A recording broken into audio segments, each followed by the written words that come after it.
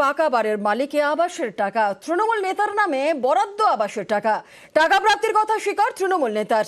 টাকা ফেরত না দিলে ব্যবস্থার হুঁশিয়ারি মেয়র পরিষদের।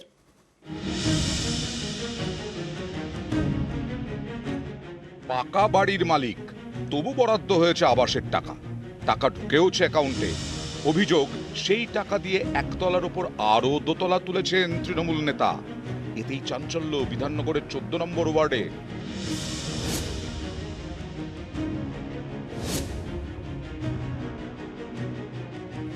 রাজারহাট নিউটাউন শহর তৃণমূল সভাপতি অচিন্ত মণ্ডল।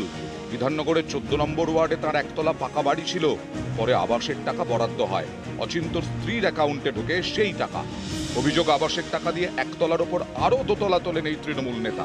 টাকার প্রাপ্তি স্বীকারও করেছেন অচিন্ত মণ্ডল।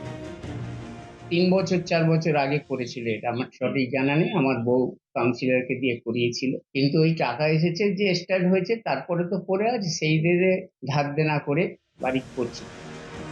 গরিবের জন্য আবাস প্রকল্প, কিভাবে সেই টাকা বরাদ্দ হলো পাকা বাড়ির মালিকের নামে?